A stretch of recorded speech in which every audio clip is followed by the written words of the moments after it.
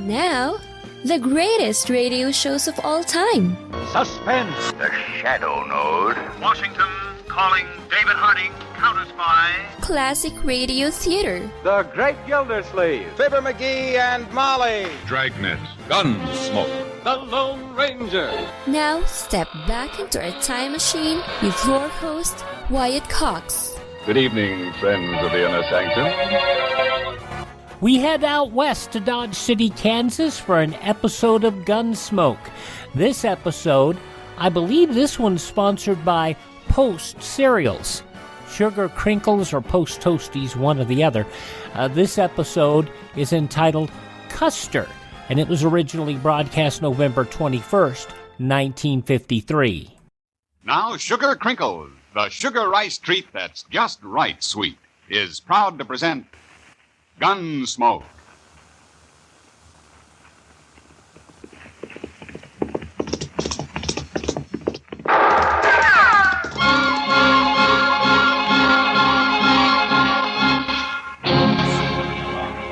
In the territory on west, there's just one way to handle the killers and the spoilers, and that's with a U.S. Marshal and the smell of gun smoke.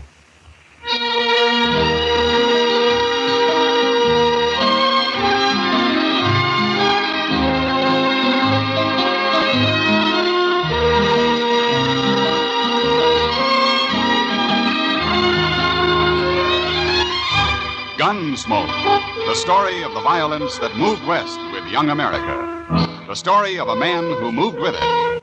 Matt Dillon, United States Marshal.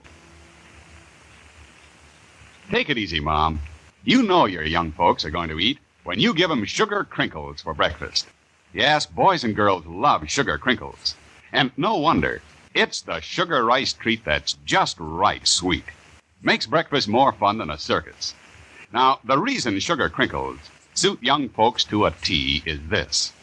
Some sugar-coated cereals they've tried seem too sweet. Others don't seem sweet enough. But when they dip their first spoonful of Sugar Crinkles, they've discovered a sugar-coated cereal that's just right sweet. And say, those young folks of yours love to dip into the pack and eat Sugar Crinkles as a snack, too. So better get several packages. And now, Gunsmoke, starring William Conrad.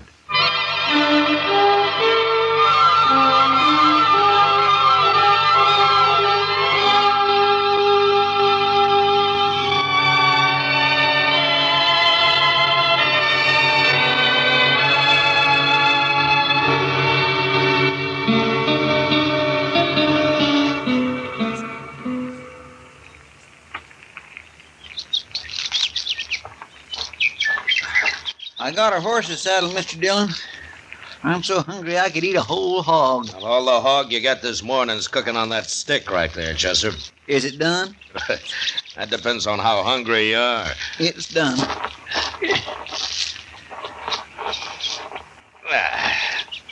Sure will be good to get back to Dodge tonight and sleep in a bed again. Well, civilization's made you soft, Chester.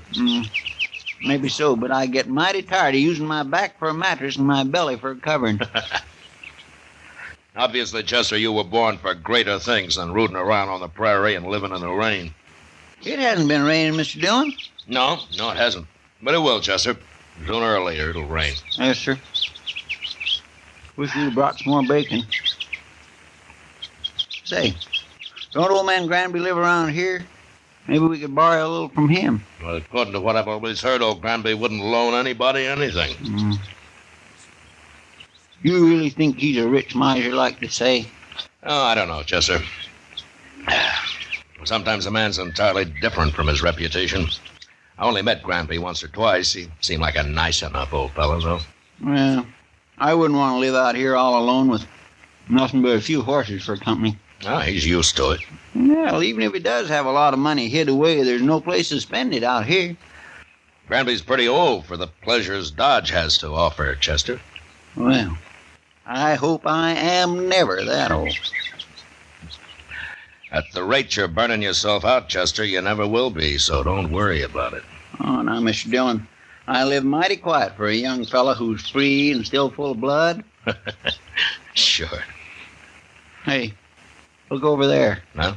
There's that string of dust laying right on the ground there. Yeah, I've been watching it, Chester. It's not on the ground, though. There's a dry wash runs along there. Somebody's driving stock down it.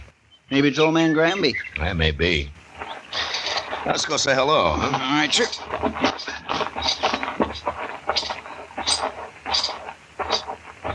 If it is old man Granby, we might just ask him about a little bacon, huh? Well, we can ask. There's no harm in that. Oh. Oh.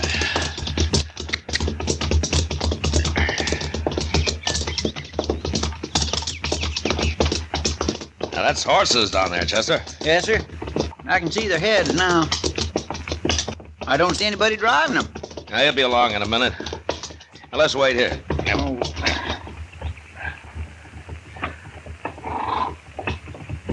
There he comes. Yeah. Hello! He stopped. That's not old Granby. Let's ride down and say hello anyway.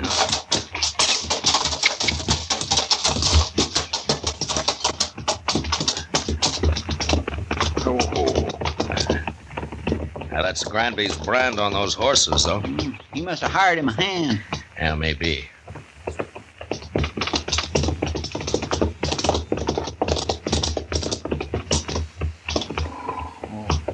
Hello? Hello. You working for Granby? I ain't working for nobody, mister. Oh? And where is he? Where's who? Granby. I don't know no Granby. Well, those are his horses you're driving. Oh? They are? Yeah. I ain't driving them. What do you mean?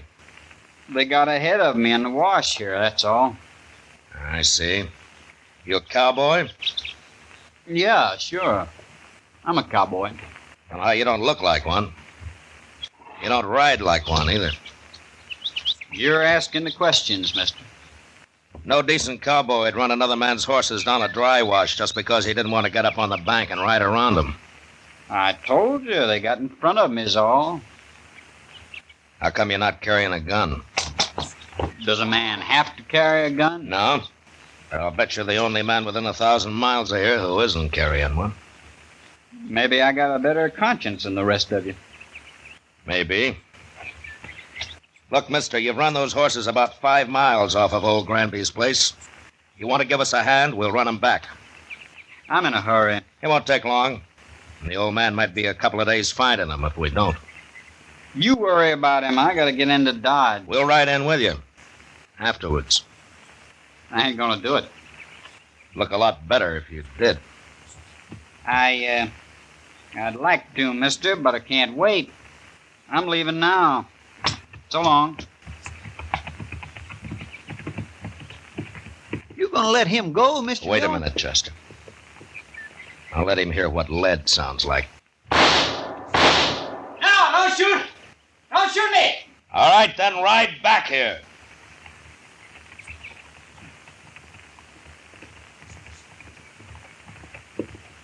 Don't kill me, mister. I'm not going to kill you. Unless you try to run away. Why would I try to run away? You just did. Chester, Yes, sir. ride down the bank and head those horses off. Start them back up the wash. We'll be out of here by the time they're back. All right, Mr. Dillon. You stay right close to me, fella. And don't try anything smart. When we get to Granby's, if he says it's okay, then you can go wherever you like. I don't know Granby. Never been there. Well, we'll show you the way. Come on, let's get up on the bank.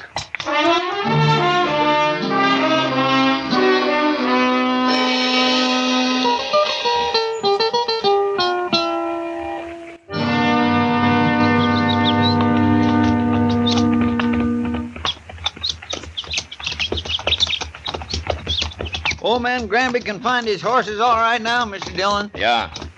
But I want this cowboy here to meet him. We'll see if he's in the house. I'll wait for you. Get off that horse, fella. Go on. That's better.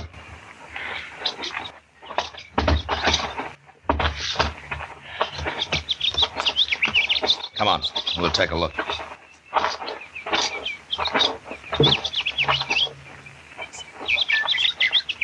Well, what are you waiting for? Nothing. You go ahead, Chester. Yes, sir, Mr. Dillon. Looks like I'll have to herd this man in.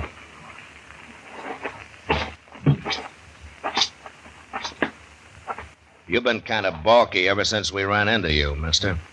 I don't like being dragged around. I never did. I just want you to meet old Granby. He'll be grateful for you, helping run his horses back here. I know what you think, mister.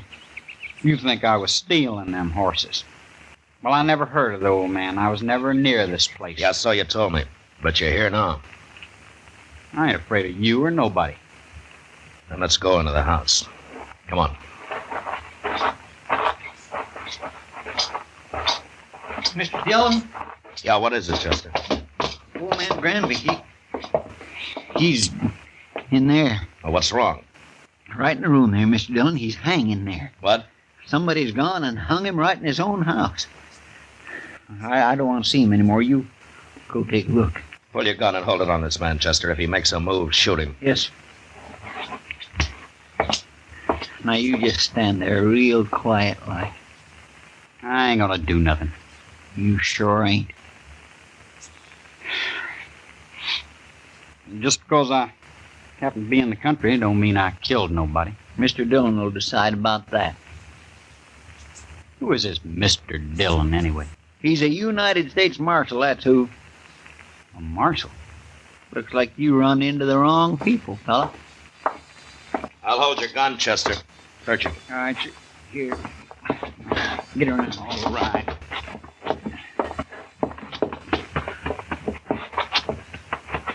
Turn around. The house is all torn up. He must have been looking for old Granby's money. I was never in that house. There's nothing on him. Not a thing. All right, Chester. Here's your gun. Catch it. Thank you. All right, now, what's your name, fella? Trimble. Joe Trimble. Where you from? Up north? Up north where? All over. What are you doing down here, Trimble? Making a change? Yeah, sure.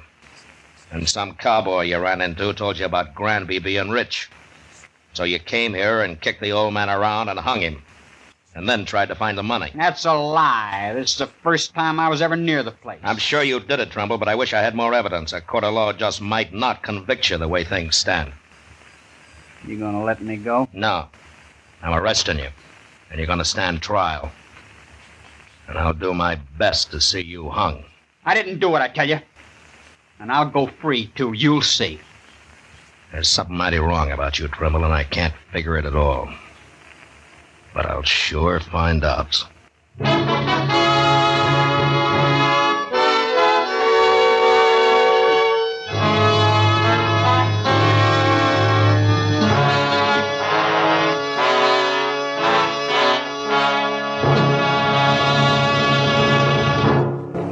By the way, interestingly enough, the caramel-coated rice cereal, similar in appearance to Kellogg's Rice Krispies, the candy-kissed rice cereal, it disappeared in 1969, making room for Post's new puffed rice cereal, a fruit-flavored cereal meant to resemble Little Rocks, the descendant of Rice Crinkle's Fruity Pebbles. From November 21st, 1953, Gunsmoke on Classic Radio Theater with Wyatt Cox. Classic Radio Theater with Wyatt Cox. I've had my sugar crinkles, now more of Gunsmoke. November 21st, 1953.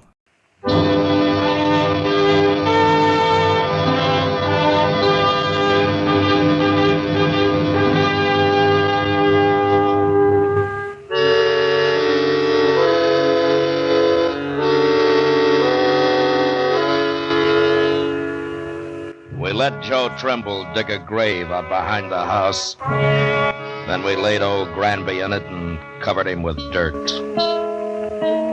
I was pretty sure now that the old man had never had an extra dollar in his life and that he'd been killed for no reason at all. Anyway, Trimble had done a pretty thorough job looking for the money and he'd found nothing. On the ride into Dodge, I tried to figure out just what he was. But he didn't seem to fit anywhere. He wasn't a cowboy or a hunter or a gambler or even just a drifter.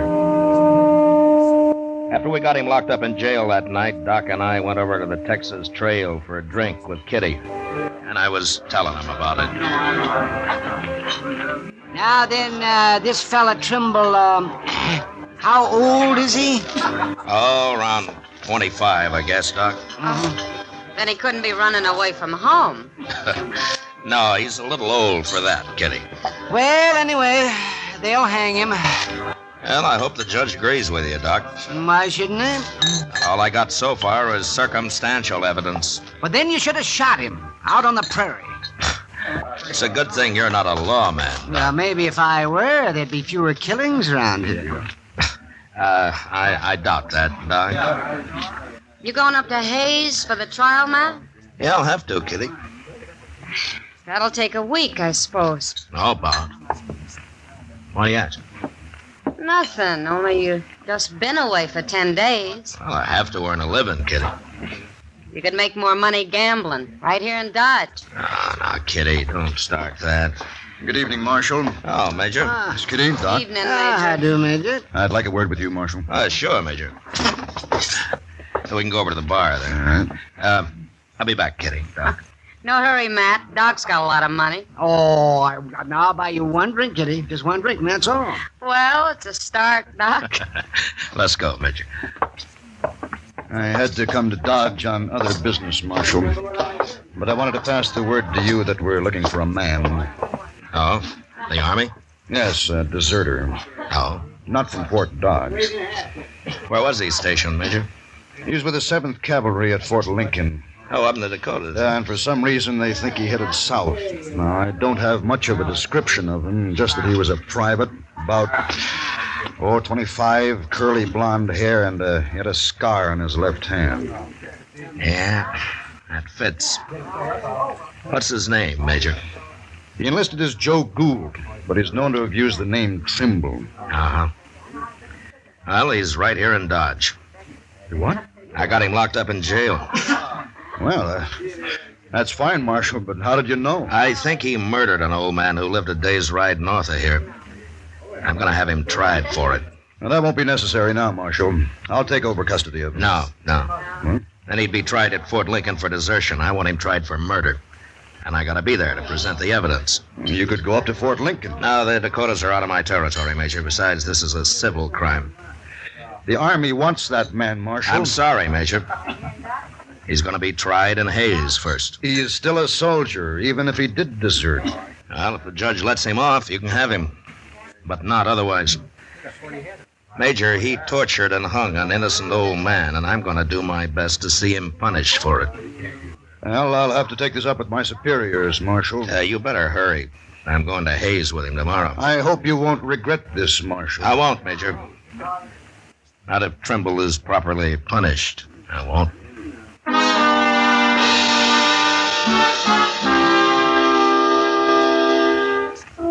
I didn't wait till morning, but started out for Hayes with Joe Trimble that night.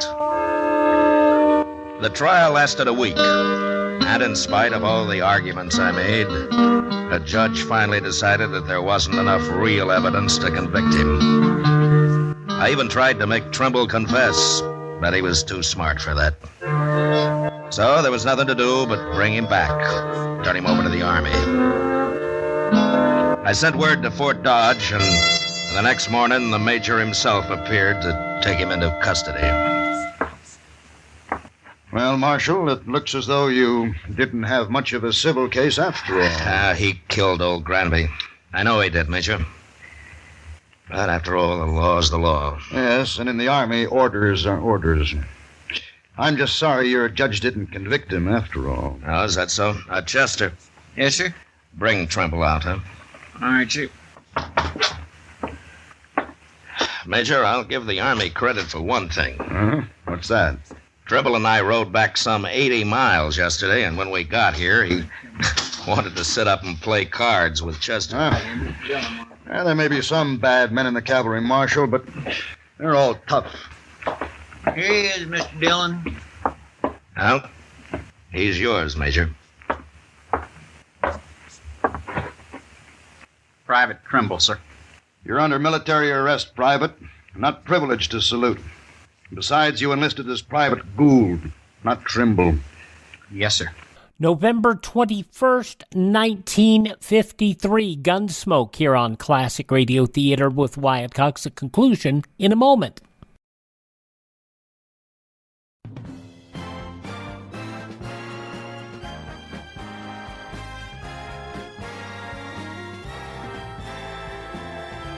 Now on Classic Radio Theater with Wyatt Cox, the conclusion of Gunsmoke, November 21st, 1953.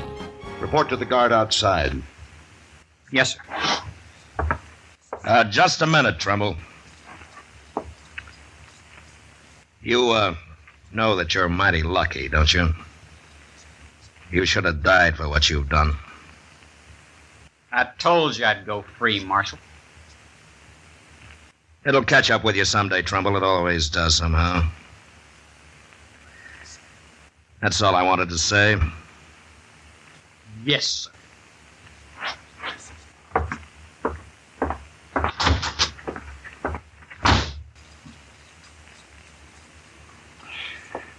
Well, thank you, Marshal.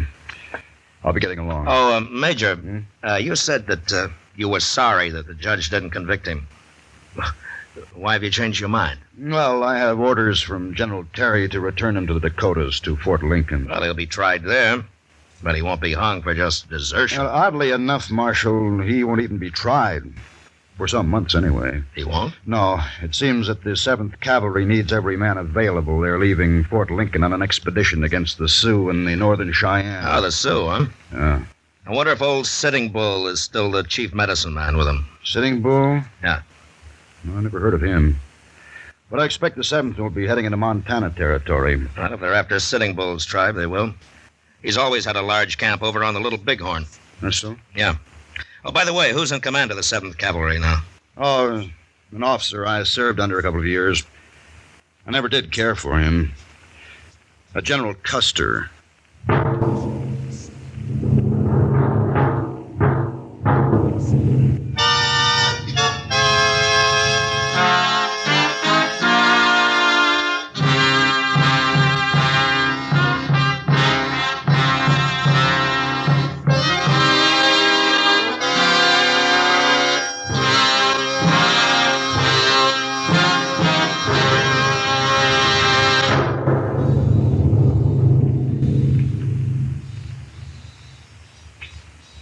In just a moment, we'll tell you about next week's adventure on Gunsmoke.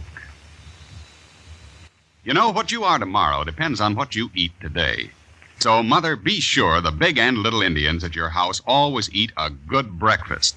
And tell me, what could be better for breakfast than Post Toasties? Post Toasties, you know, are the heap good cornflakes. The best thing that's happened to corn since the Indians discovered it. But all of the talking in the world couldn't tell you how downright delicious Post Toasties are. You have to taste those crackling, crisp flakes. Yes, you have to taste that sweet kernel corn flavor toasted. Then you'll know how perfectly wonderful breakfast can be. Put Post Toasties on your shopping list right now, Mother. Just watch how your whole tribe goes for them. Remember, Post Toasties are the heap good cornflakes.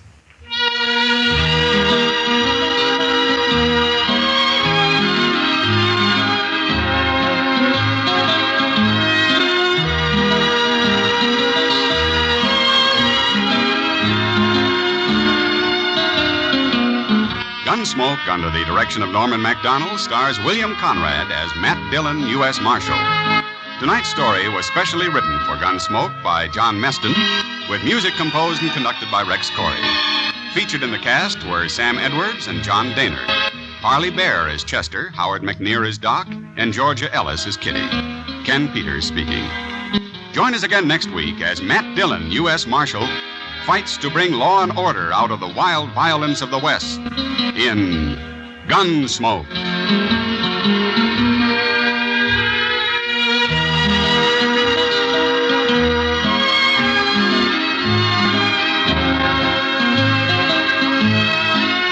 Listen next week at this time when Gunsmoke will be brought to you by Post Toasties, the heat good cornflakes.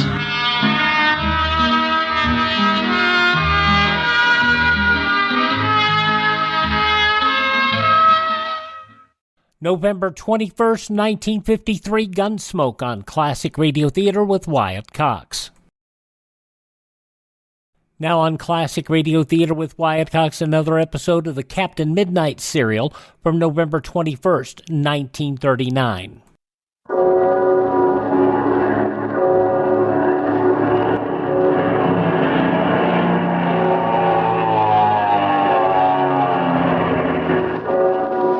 The Skelly Oil Company presents Captain Midnight.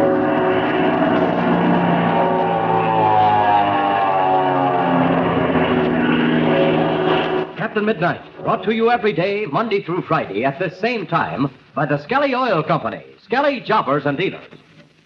But first, I want you fellas and girls to play detective. Yes, sir, I want you to do a real job of sleuthing and be able to report your discovery tomorrow night.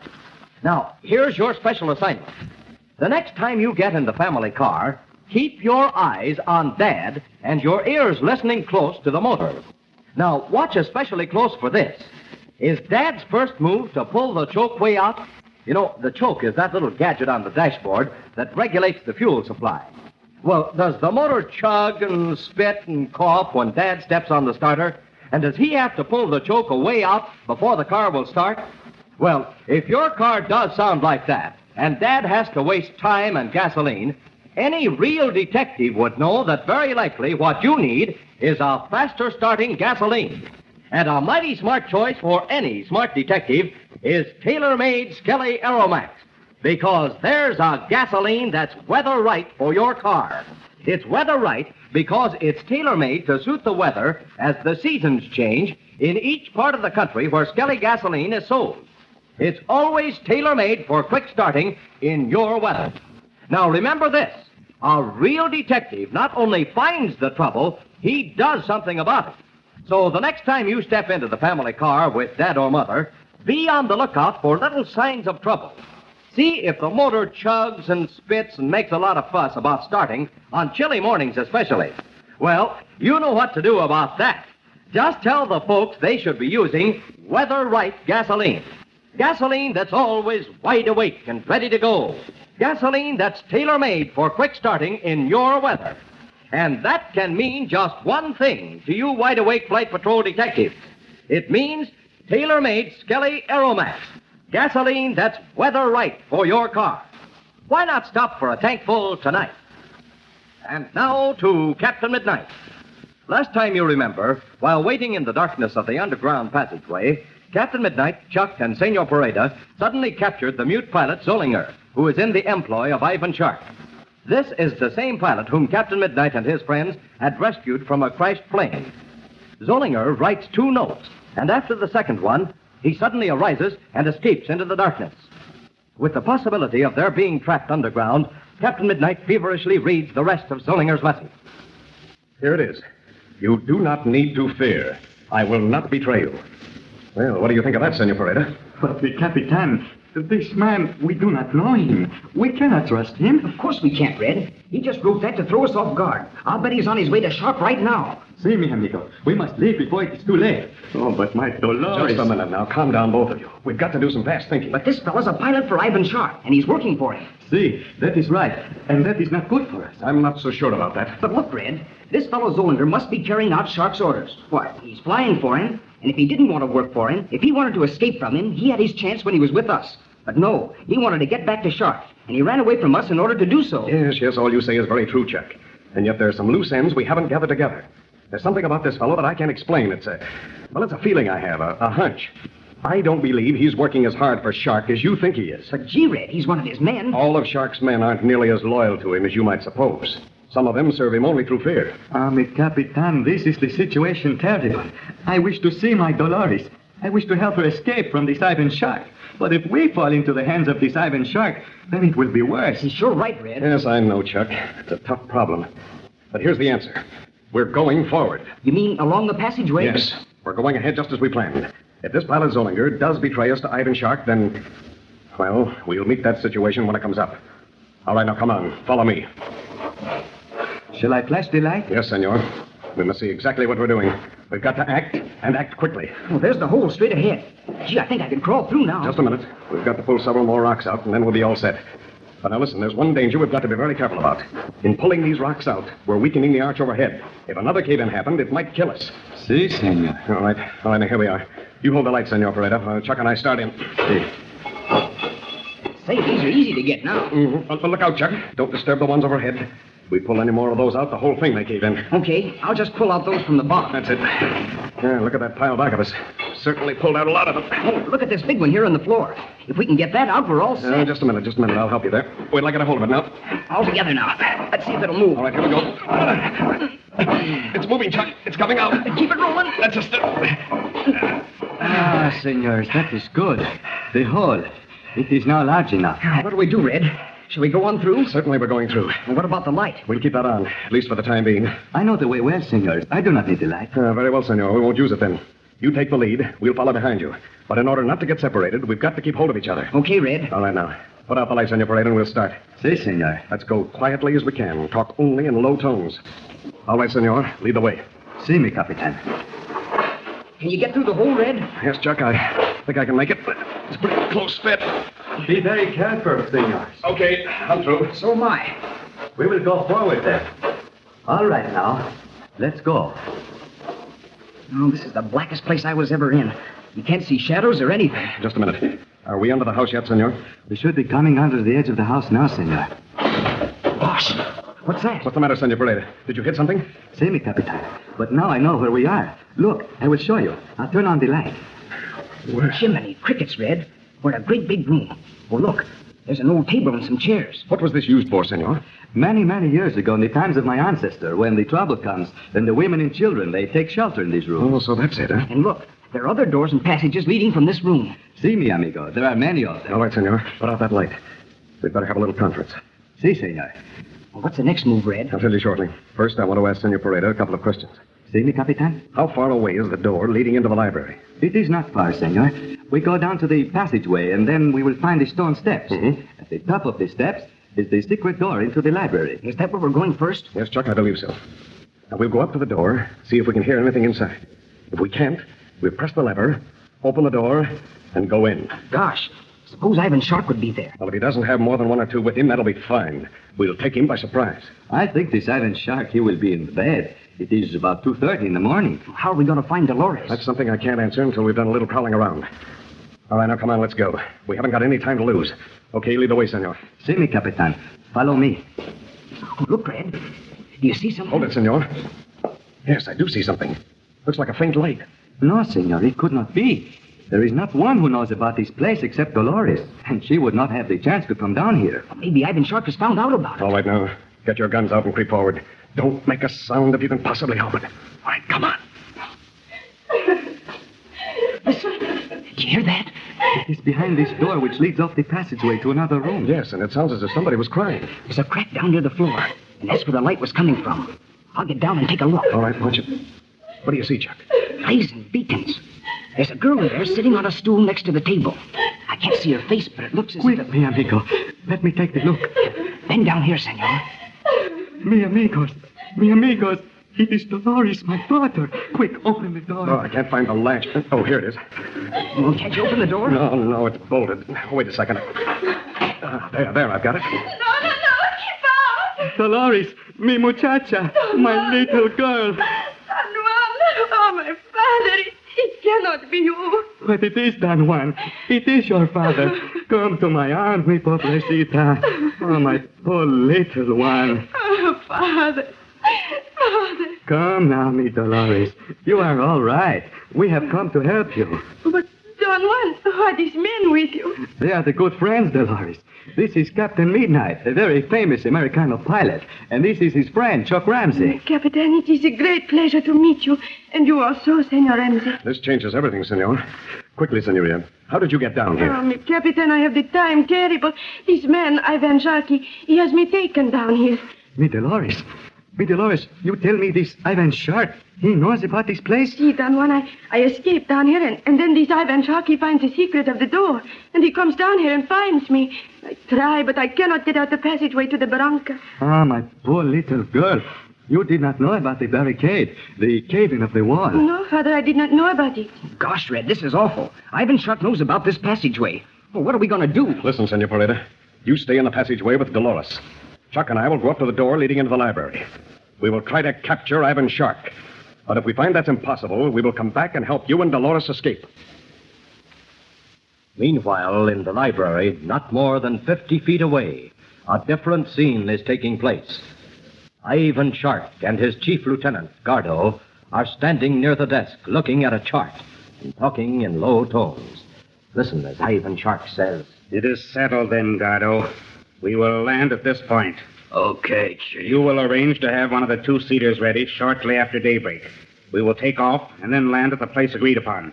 We shall leave the plane and proceed on foot to the temple. Well, hadn't we better take some others along, Chief? We might run into trouble. No, Gardo. I do not wish too many to know what we are doing. To know the location of a very valuable treasure, Gardo, is dangerous information for anyone to possess. You mean dangerous for us?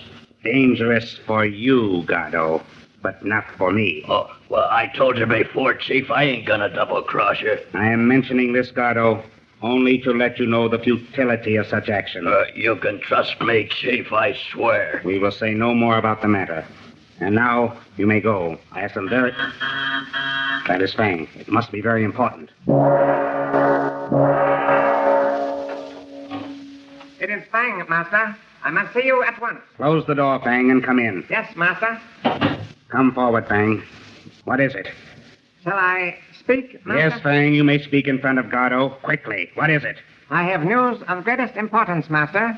Black two-seater plane has landed in pasture behind Hacienda. What? Fang must be crazy, Chief. We didn't hear no ship. You fool. The pilot could have landed with a dead stick. Quickly, Fang. Which plane is it? I examined plane well, Master. It is our plane, stolen by Captain Midnight. What? Captain Midnight must have landed here. Quiet, Gardo. Let me think. Senor Pareda knows of the underground passage and of the exit. He has been with Captain Midnight. Perhaps the barricade was not as bad as we thought. Perhaps even now, Captain Midnight is creeping up the stairway to the secret door into this room. Quickly, Fang. Put out the light. Well, what will happen in the next few minutes? The passing seconds are charged with frightful danger for Captain Midnight and his friends. If Ivan Shark cuts off their retreat, what will they do? Don't miss the next adventure. Tune in tomorrow to Captain Midnight. And now, for your last chance. I mean your last chance to get that free bag of Mexican jumping beans and the free Ringo Jumpo game that you've been hearing so much about everywhere. Boy, oh boy, how you Flight Patrol members have been going for this latest free gift from Captain Midnight. I told you last night they were going fast. Well, tonight, I can truthfully tell you they're just about all gone. But there's still a few. So if by any chance you haven't yet called for yours, stop over at your Skelly service station with Mother or Dad tonight. Show your Flight Patrol membership card and get your free Mexican jumping beans and Ringo Jumpo game right away. If your Skelly man has any left, he surely will be glad to give you yours right then and there. But you'll have to hurry, so you better drive over to your Skelly service station tonight. Now, don't forget to tune in again tomorrow, same time, same station, for further transcribed adventures of Captain Midnight. Brought to you by the Skelly Oil Company, Skelly Jobbers and Dealers. Until tomorrow, this is Don Gordon, your Skelly man, saying goodbye and happy landing!